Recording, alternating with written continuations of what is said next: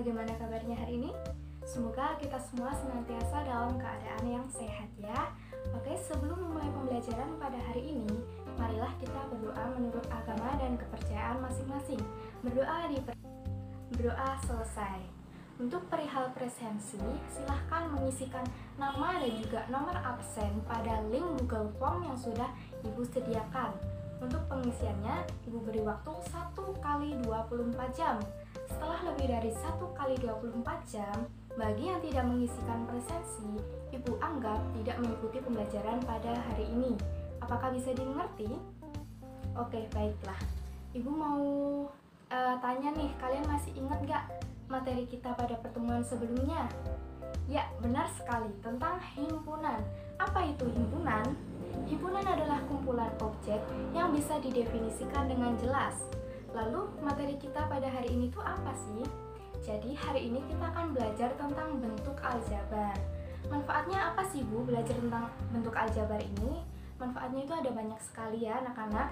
Salah satunya, bagi kalian nih, para siswa, untuk memanajemen uang saku kalian setiap minggunya yang diberikan oleh orang tua kalian, agar kalian itu bisa menggunakan uang saku itu dengan benar atau tidak boros ataupun tidak kekurangan uang saku dalam 1 minggu itu ya.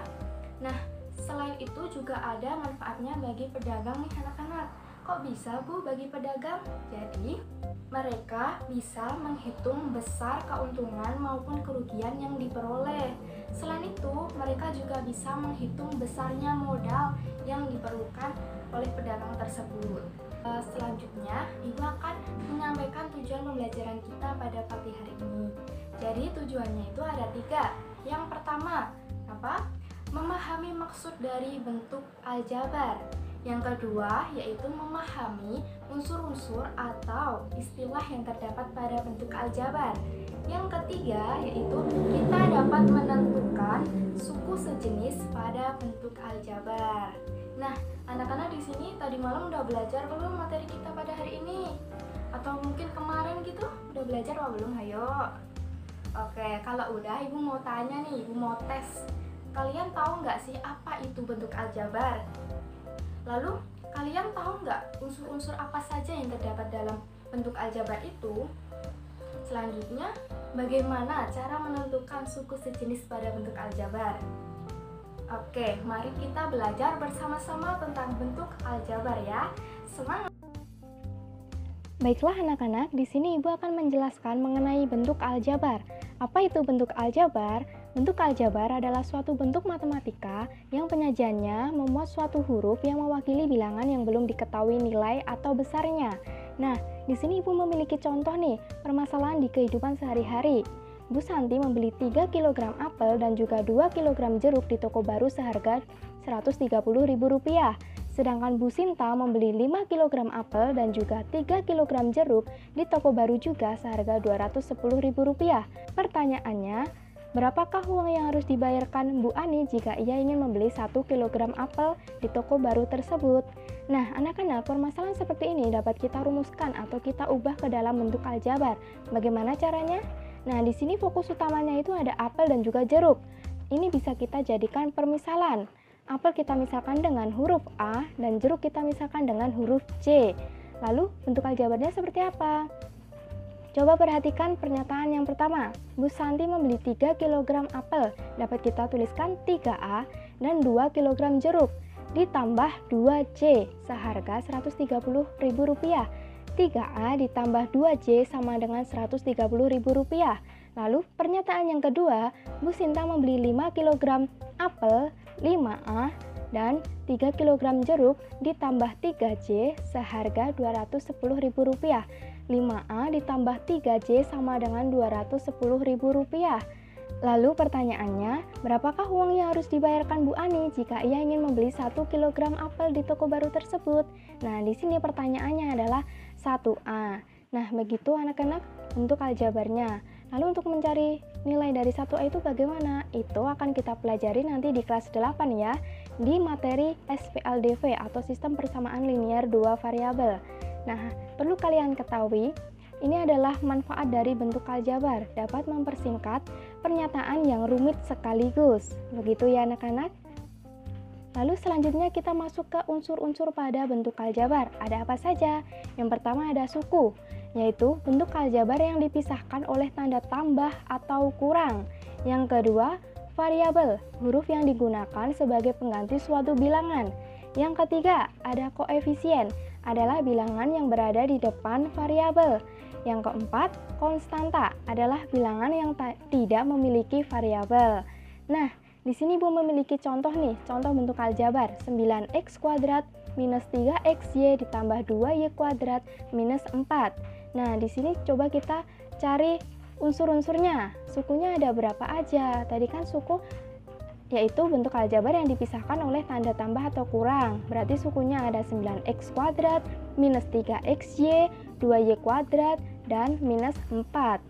Lalu untuk variabelnya ada apa aja? Huruf yang digunakan sebagai pengganti suatu bilangan. Di sini hurufnya ada x kuadrat, ada xy, dan juga y kuadrat. Lalu yang ketiga koefisien, yaitu bilangan yang berada di depan variabel.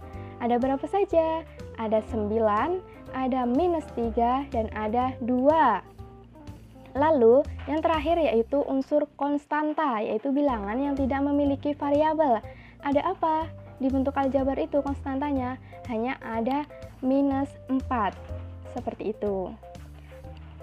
Baik anak-anak, selanjutnya kita pelajari tentang menentukan suku sejenis. Bagaimana cara menentukan suku sejenis itu? Sebelumnya kalian harus mengetahui apa itu suku sejenis. Suku sejenis adalah suku yang memiliki variabel yang sama. Nah, di sini Ibu berikan dua contoh soal nih. Yang sebelah kiri ada bentuk aljabar 9K plus 8M minus 4KM minus 15K plus 7KM. Ada apa aja suku sejenisnya?